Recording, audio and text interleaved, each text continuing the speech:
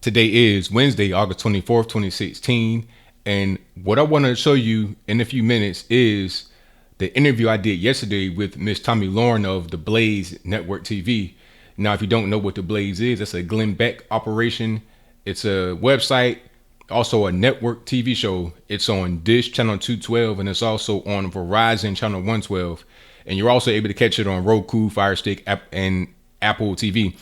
So if you have on demand, you may be able to catch it if you didn't catch it last night, but I digress. Now, in this show, we spoke about a few things. We talked about the main topic, which was the Black Lives Matter and their lack of response to the Louisiana flooding situation, which I gave a few points on. And we also talked about Donald Trump. We talked about Hillary. We spoke about a few different things during the actual interview. And it was a great interview. She was a great interviewer. She didn't give me any kind of gotcha questions. She was pretty much straightforward and to the point. Now, to give you a little bit more of a backstory before we get into the actual interview, this was a divine intervention, in my humble opinion. I'm not really a religious guy, but I think this came from the big man upstairs himself. Check this out. Now, normally I record on a 24-inch iMac. I have a peripheral camera. It's a Logitech C920. And I put that on top of the actual iMac. It's right over here, 24-inch iMac from 2009. But it cannot really get high quality video. I was recording using Photo Booth. Using QuickTime, it would just not go forward. I mean, the frame rate was like a slideshow to be able to record any video. The graphics card and processor just couldn't handle it. So I'm like, okay, let me just get this cheap laptop from Best Buy, which has an Intel Core i5 in it. It'll get the job done. And right when I got the laptop, I come home maybe 15 minutes later and I get an email from the person at the Blaze that says, hey, we want to do an interview with you on Skype. Use your laptop. I'm like, wow, I just got a laptop for the sole purpose of being able to record better and high quality video. And 15 minutes later, they say, hey, we want to do an interview with you tomorrow. Right. So in that period of time, I was able just to move my desk from the front of my very small apartment to this back room where I'm at right now. So I have less noise and stuff like that from the outside. And I was able to conduct a nice about 10 to 12 minute video interview via Skype with Miss Lahren. So it was just everything lined up perfectly. I had a tripod already, which my camera is mounted on right now, rather than on top of my actual 24-inch iMac. It just worked perfect. You know, my mic has always been here, so the whole setup is just the way it's supposed to be. But I digress. Some parts of the video are actually kind of chopped up because of the capturing thing I did on my computer. I haven't really mastered it quite yet, but I wanted to get it out to you as soon as possible. And big ups to Brandy Sean on my Facebook page for getting me the initial video, which is on my Facebook page right now. If you want to go check that out, read some of the comments, you know, do whatever you got to do. I appreciate that. And also for the Louisiana flooding victims, there will be a link in the description box below if you want to go donate, if you want to give any kind of resources, funds, whatever you want to do to that whole process. So without further ado, go ahead and roll it. Welcome back. Now, the left is all about narratives, all about advancing a certain message and tossing out what doesn't fit, like maybe in the case of Black Lives Matter. Baton Rouge, Louisiana has been ravaged by the floods. Half the population is black. So where are the activists? I have not seen not one Black Panther boat, not one Black Lives Matter boat, truck, or nothing else. So with all the drama that was going on with the Alton Sterling killing, or they came out with guns and ready to go to war. But here we go, all these people flooded out and truly in need of some help, and you can't find not one of them. If you find one, holler at me, let me know. Post up. If y'all out there, where you at? Where your boats? Where your money? Where your food? Where your services at? You ain't brought these people no water, nothing yet. BLM, Black Lives Matter. Obviously, we must don't matter too much because I ain't seen y'all yet. And there you go. Join me now, political YouTuber and social issues blogger, Anthony Brian Logan. Anthony, thanks for being with me tonight. Thank you for having me. So, Anthony, radio silence from the BLM crowd on this. Why do you think that is? Well, this does not fit their narrative. They're not worried about the real issues that plague the black community. You know, people being flooded, people being homeless. It doesn't really matter. All that matters is trying to just piggyback on a narrative of police brutality being the chief problem that plagues the black community, when in reality, that is not what's going on.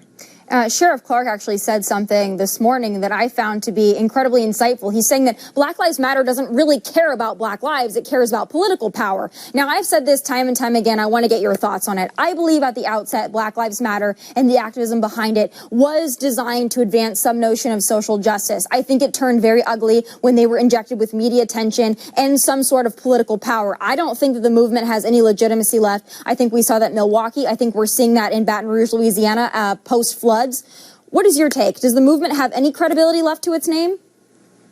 Well, I don't think it had any credibility from the beginning. You know, I kind of agree with you that they were started for a good purpose, but it quickly became something else. I mean, because the focus was never where it needed to be, because it was always about the whole hands up, don't shoot thing. That was the whole thing from the apex, but we know that that was not true. And then it's been a series of lies ever since. So I don't think they had legitimacy from the beginning. And what we see today, what we've been seeing over the past few weeks and few days, pretty much just lets us know that they don't really have any legitimacy. They don't have any now and didn't have any from the beginning. And you reference Black Lives Matter and you say Black Lives Matter. That's something that you write about. I'm sure you get a lot of backlash for it, and we're going to discuss that later.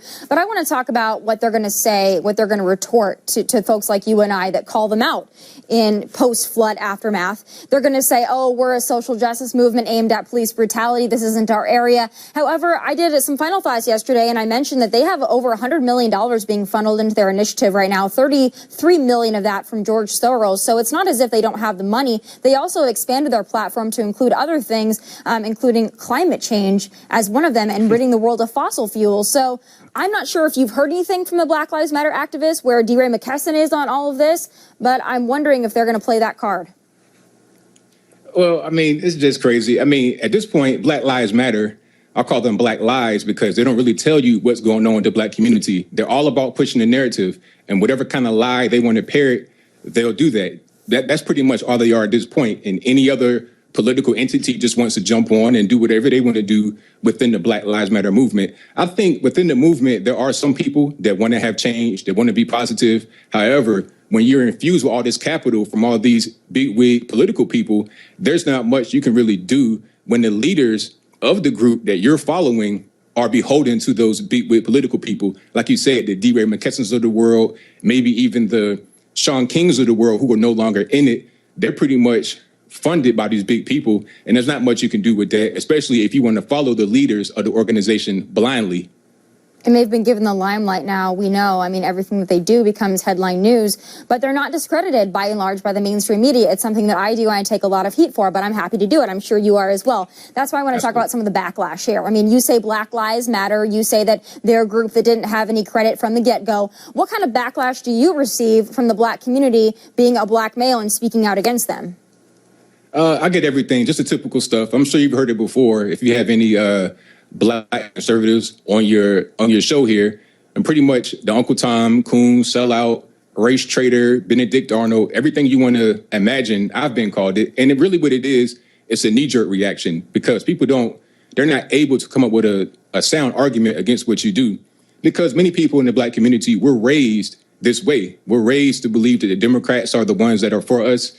The Republicans are the enemy. If you're a Republican, if you're a conservative, you're the enemy. So when you get to be an adult, you're 30, 35 years old, and you see a guy like me on YouTube talking, or see a young lady like yourself talking, they can't handle it. They don't know what to do. All they do is resort back to their training, which says, attack them, attack her. They're a racist. They're Uncle Tom. Being called a racist, if you're a white person and you speak the truth about what's happening in the black community, is the equivalent of being called an Uncle Tom if you're a black person that does the same thing. It's sickening to watch, and I see it on social media. I'm trolled like none other. Every time I speak out against Black Lives Matter, I'm trolled. I'm sure you're trolled as well. I kind of take it as a badge of honor at this point now because everything that I've said in the past has become, in large part, what's going on. It's become the reality of the situation. Same thing with you as well. I want to talk about Louisiana again, because I actually do care about the black lives and the white lives in Louisiana. I care about the flooding. I care about the devastation. What I am seeing in Louisiana, though, is I'm seeing the community really come together, and that's black lives and white lives coming together to rebuild. One thing that it did tell me, though, is we know President Obama did make a visit to Louisiana, but it wasn't until today. He couldn't cut his Martha's Vineyard vacation short. What are your thoughts on that? Well, I think that Obama, it seems as if he has more pressing issues to attend to. Maybe the golf game just wasn't up to par and he was just trying to get it up there, no pun intended. But maybe that was more important than going down there to Louisiana to see the devastation that's happened. And people have come to my video, they've come to my social media, and they said to me, it's like, hey, the flooding down there in Louisiana is, if not worse, almost worse than Katrina. And it seems as if he doesn't really have time to go down there. And the thing about it is, look at what happened to George W. Bush when he did not go down there. He got criticism, and rightly so, I may add. But if you're going to give George W. Bush criticism for not going down there in a timely fashion during Katrina, surely we must give Mr. Obama the same criticism. Yeah, where's Kanye West? Well, didn't he have a famous line that, George Bush doesn't care about black people? I'm wondering where Kanye West is in all of this. We know he's so outspoken. I'm waiting for a tweet, Kanye. If you want to go ahead and post it, that would be fantastic. I want to talk about something else that's important, though, and that's obviously the election. You and I talk about you being a Republican, you being a conservative in the African-American community. We know that Donald Trump is actually trying to court that community, but I believe he's doing it in a much more genuine way than we see from Hillary Clinton. Let's take a look at Donald Trump talking about those issues. What the hell do you have to lose? It's time to get our country back to work, and that includes an all-out effort to help young African Americans get the good-paying jobs that they deserve. Now, when I watch that, I see someone that appears very genuine. I mean, he's talking about jobs, he's talking about the things that care, not just to black Americans, but to all Americans, yet all the mainstream outlets are ragging on him for it, saying that he shouldn't be talking about his issues to white crowds, saying that he's not genuine, saying he's trying to woo black voters away from Hillary Clinton. What are your thoughts? Do you like that performance? I like Donald Trump. I like a lot of what he stands for. And I thought that about the black community was dead on. I did a video about this on my YouTube channel, and I spoke about it. It's like, look, what he said was true. And the main thing I said in my video was that sometimes you need some hurt your feelings. It may hurt. But the thing about it is you got to get down to the core of the problem, even if it hurts, because once you get down to the core, then you'll be able to make progress. What's going on today, where 85, 90% for the Democrat Party has not been working out well for us. So what he said about, well, what do you have to lose? Try something new. I've been saying the same thing for months about Donald Trump. Well, why not?